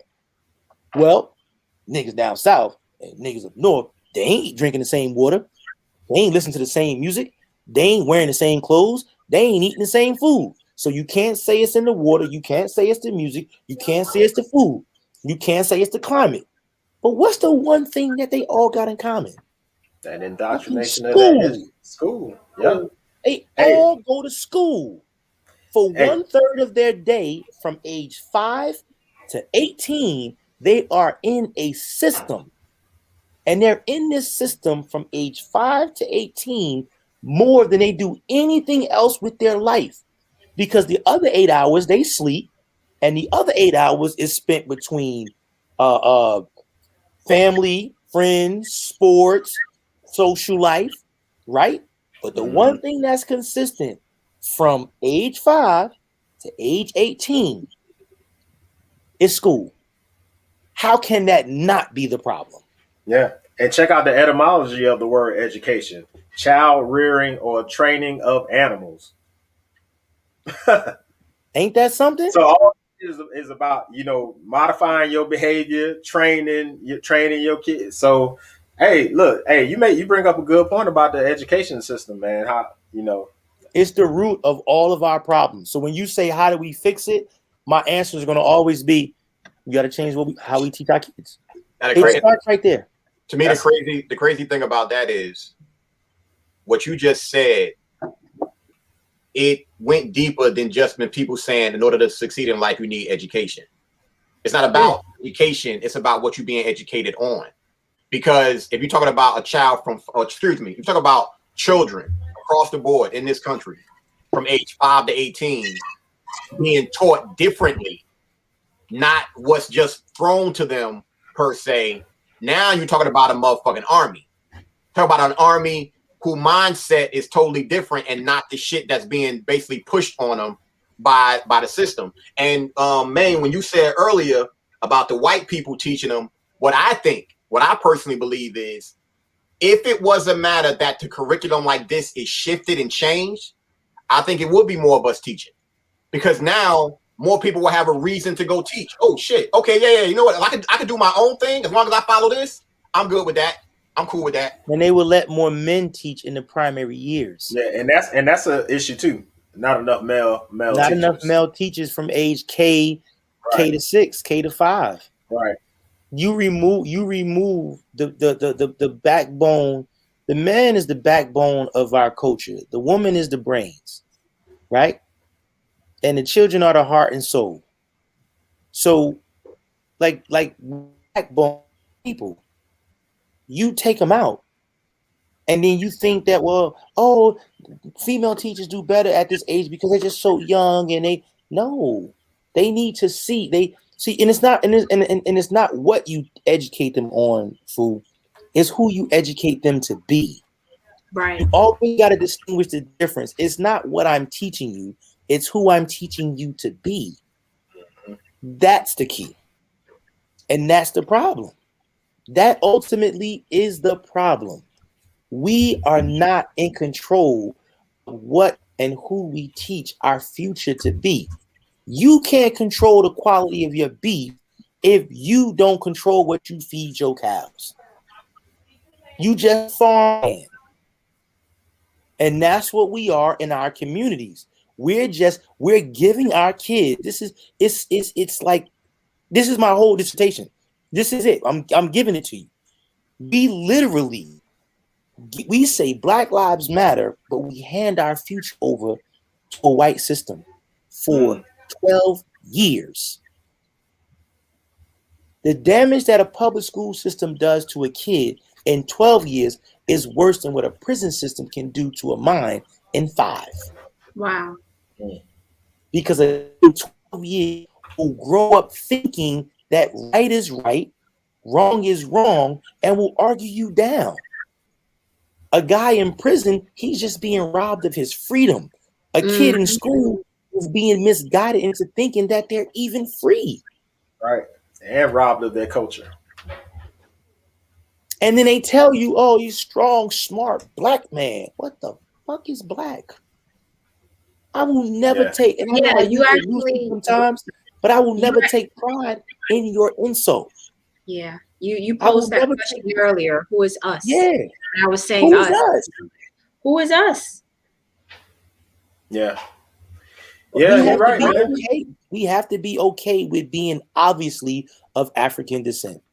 Now that would be my classification. Like, what are you? Nigga, you obviously of African descent. Yeah. It would be OOAD. Obviously of African descent. Let's not even debate that. I don't care when it happened in your family tree. It happened. You just have to decide if you're going to prioritize the dominant genes inside of you or not. You either with us or not. But black people can't unify because they don't even know what black is. Yeah, because black ain't nothing. I mean, as far as in law, black ain't nothing. It doesn't exist.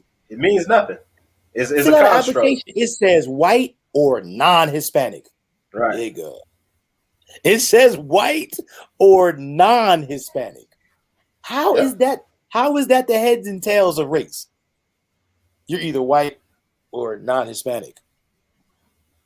And then after you check non-Hispanic, then it goes Native American, African American.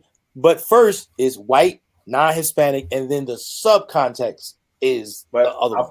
I'm glad you said that, because that segued me into this last little issue that we wanted to talk about. You know, we almost at 2 hours, so I dissected Biden's speech.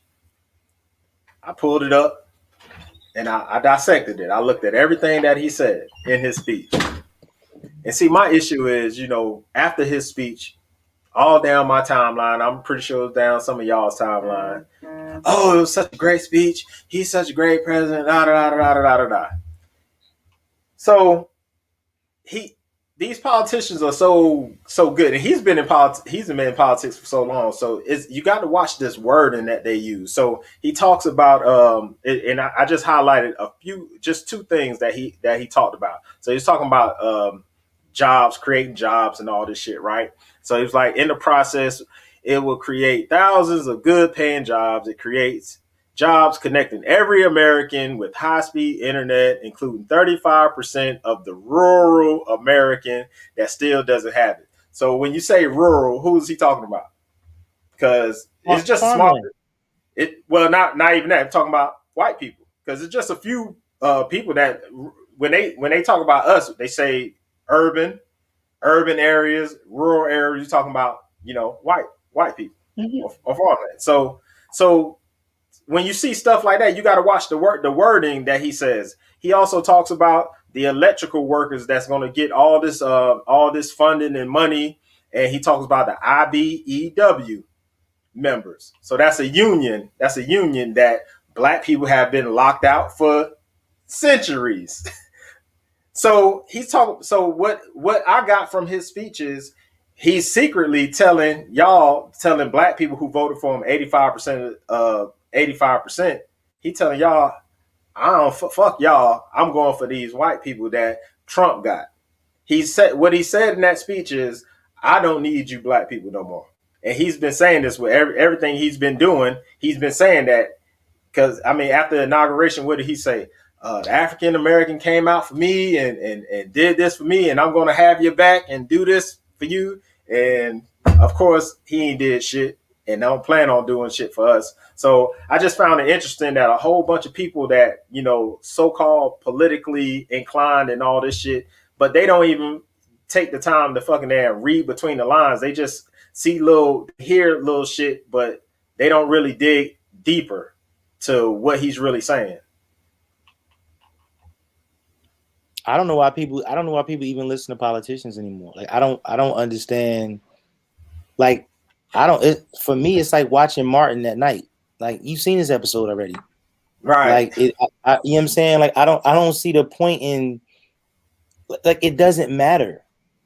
Like it doesn't matter. You have to vote in your best interest and vote in the best interest of whatever group you say you are a part of. Right? Any situation you're in. Yeah, but you can't. We have to understand that the best that Biden could do for Black people is offer us gauze and peroxide instead of letting us just get infected from all the ass whoopings we get from society. Because Biden is never going to stop us from getting the ass whoopings from society. Unfortunately. Because it's not in his nature. Mm-hmm. Right? So when they say, what are you going to do for Black folks? We're going to help you heal quicker from the ass whoopings you get. And I Pretty say, much. and I would even go a little bit further and say it's really not in his interests. Well, It's yeah. not. It's not It's in the really best. not. It's not in the best interest of this country as a corporation. It's not in the best interest. Like we gotta stop fighting for equality. It's the dumb. Who yells during the race? Yo, slow down so we can tie. Right. Don't nobody do that. I just said. What did I say? What did I say? What did I say earlier? I said this is a race. This is a race. Is a race. I said that earlier. The dopest shit about losing a race is when you realize you can't win, and you smart enough to stop running, and you walk your monkey ass off the track, and you look at everybody and go, "I'm over to do this." Yeah. And then you look at all other people who can't win and say, "Yo, y'all can't win either. But if we all go over there, we could run our own race over there where you got a chance to win. But you ain't gonna win here." Right. You don't even know what lap you on. You don't even know what lap you on. I said it earlier. We ain't even on the track, bro. We still in the locker room. Man. And we fighting. We fighting like we still fall for we gotta fight for equal rights. We gotta fight Black Lives Matter and let's protest. And I'm just sitting here going, every time a Black man was gunned down by a police officer, while you were protesting, another one was gunned down. Mm-hmm. Like when George Floyd got killed, someone else got killed the following week. Same day. Same thing that's going on like right now. You know, it happens. It's happening. It's not. It's no different. It's like you said earlier. It's no different than the lynchings. You know what? Here's a good book for you. And you don't got to buy the book. You can just Google the images. I use it in my classroom. It's called Without Sanctuary. You talk about an eye opener. You talk about that book. You talk about that book that you talk about the book that when the dude was like, you know, you're fucked up now. The book he was talking about. No, this here is a photograph book of all the not all, but most of the that's that book. lynchings. Yeah. Let's talk about. It's called Without Sanctuary, and you see the postcards, you see them posing, you see all that other stuff. And I just have my kids look at it. I'd be like, "Yo, so look at this book. Here you go. Read this book." People are gonna want to know what district you're in. Why?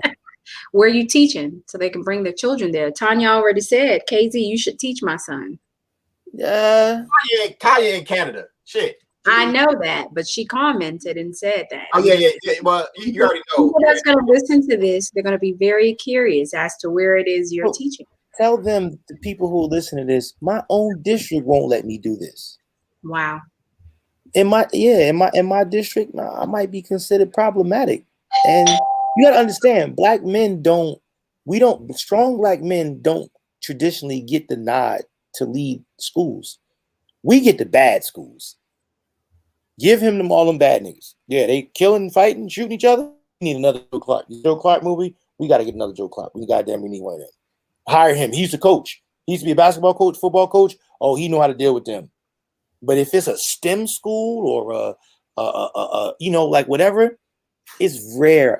It's rare that strong Black men get that nod. We coaches and gym teachers and disciplinarians. Right. You know, Well, so man, hey, I love shows like this where we can have conversations like this and come up with solutions, you know, but not saying that we, because I always say, people always say, well, they always want to get to the solution. What's the solution? We got to come up with solution. But I feel, and this is just my IT background. When I go to a problem with a computer, I need to find out what the root cause is before I go to this. I can't find out what the solution is before I get to the root cause. So that got to be addressed. So people always get tired. Well, we talk about this all the time. We talk about it. Let's talk about the solution. You got to address it first. Got to acknowledge and address it. Then you can get to the solution. You can't get to the solution without acknowledging and addressing. So I love having conversations like this, and so it's very it's very important, man. Yeah, man. Appreciate you coming on, bro, and Yeah, giving us some insight on the educational tip, bro. Because that was a good some good shit, man. Yeah, it's it's people don't understand it. It's necessary. And before I go, I'm gonna say this: Bruce Jenner was 100% correct in his comment. Yes, he was. Yes, he was. He was 100% correct in his comment, and it may help him politically to say that, but I think it would have been even more hypocritical of him to not to say it's okay. It would have been more hypocritical of him to say, well, sure, men are able to be women because he knows better. Right. You gotta understand, he wasn't just an Olympian, he was a decathlete. The hardest Olympians out there in track and field. He did 10 events, better than most can do one. Mm-hmm. So, it's all nonsense. We went down that slippery slope, calling butterflies moths and calling cats dogs. And now we done went down that slope. You can't turn around, right? You can't like let the air back into the balloon. You done let it out. So we got to live with lying about what our eyes tell us, right, and what science tell us. Like, we literally have screwed up enough to where we are accepting the notion that identity is stated. It's not determined based upon science. So even if the baby is born with the vagina, the doctor can't say, well, it's obviously a girl. You can't classify what it is until it has the chance to classify itself. Yeah, we in bizarro world, man. We in bizarro world, man. It's a different time. Hey, we in bizarro world. If anybody looked at that video, if you looked at that TMZ video, Bruce that's a goddamn man. I don't give a damn what you say. I don't care his head down and call him what he want to call. He walked up like this. He said, "Hey, get in the car." He was talking to his dog. He's like, "Get in the car." I was like, "Damn, he ain't even changed the voice or nothing." It's like, that's a dude. I don't give a damn. He ain't cut the tree off either. He still got the branch. Exactly. Correct. He ain't even committed. But he wants to be identified as she. Yeah, I want to be identified as a handsome motherfucker.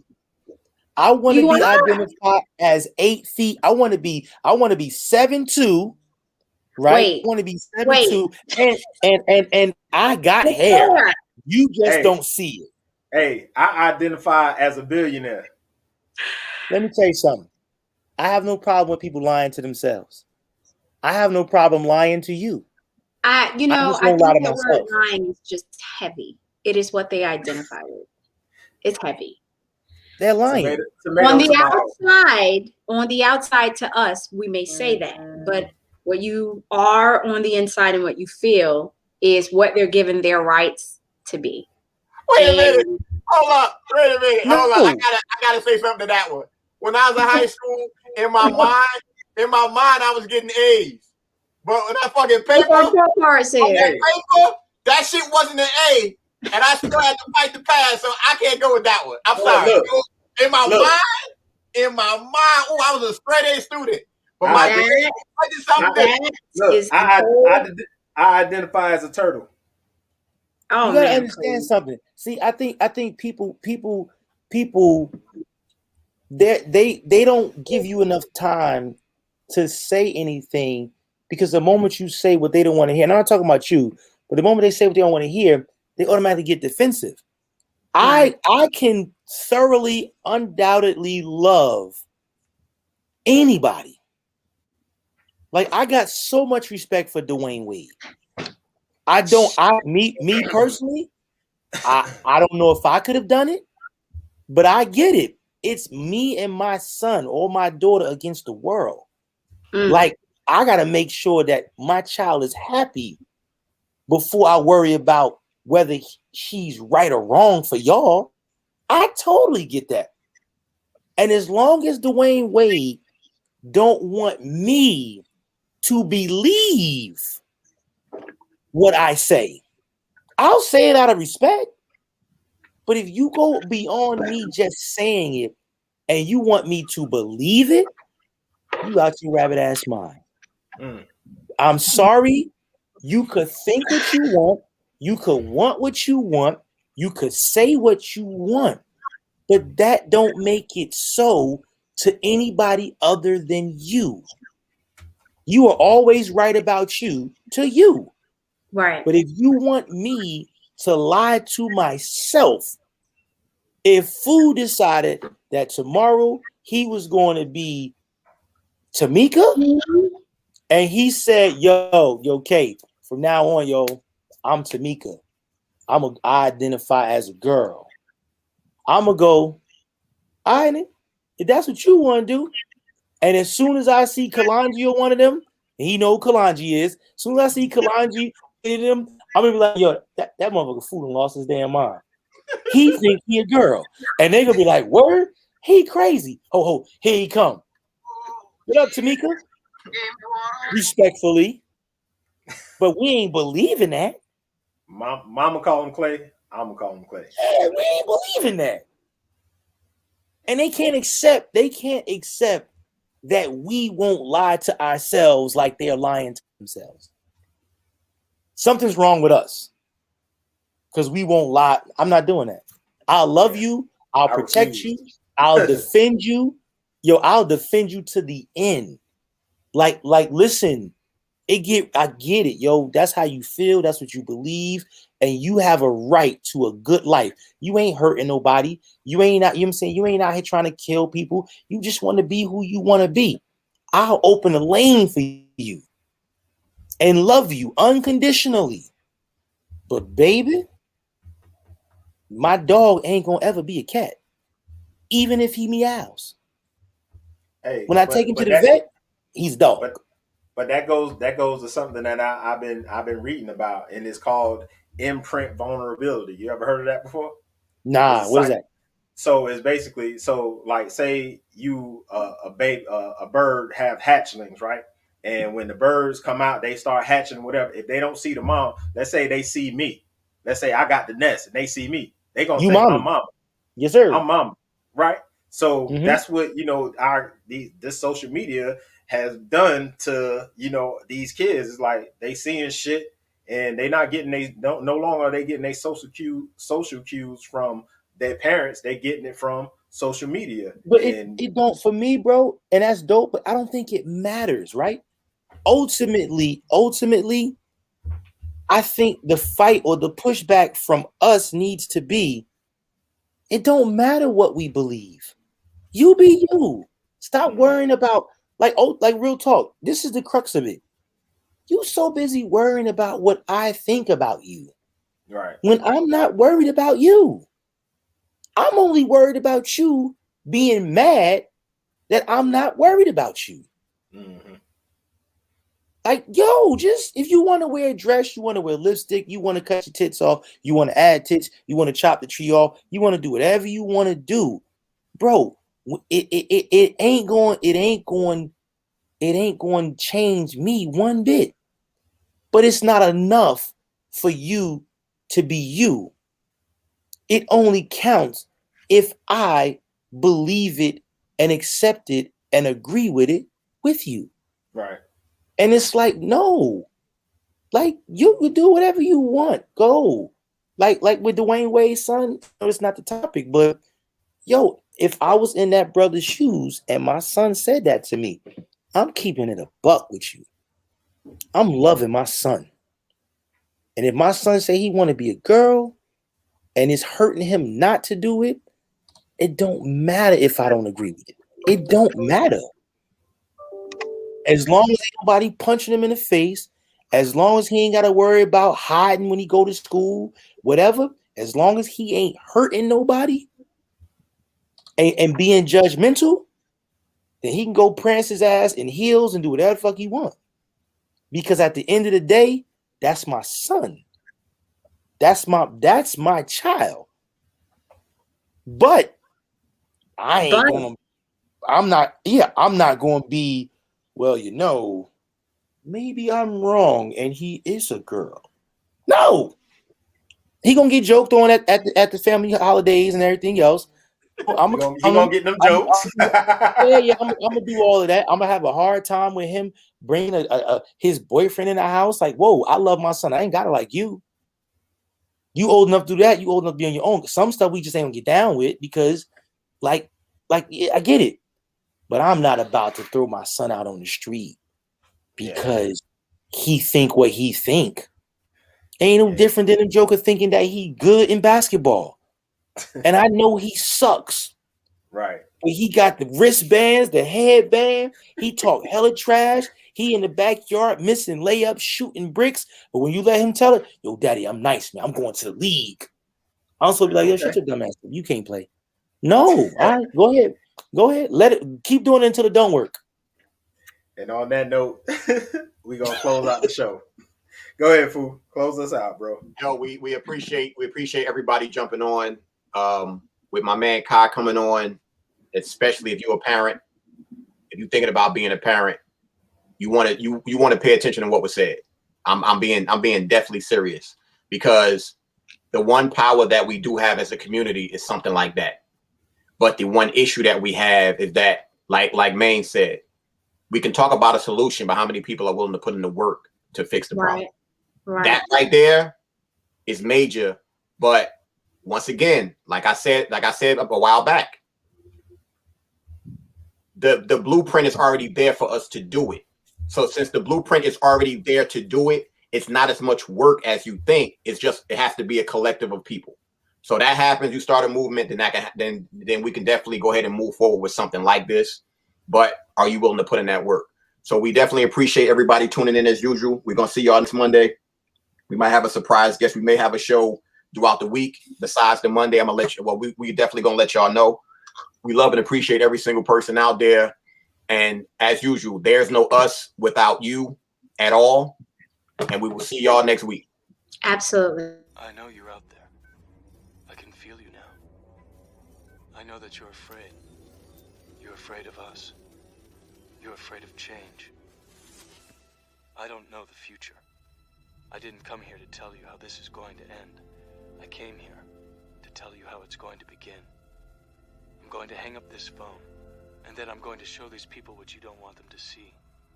I'm going to show them a world without you.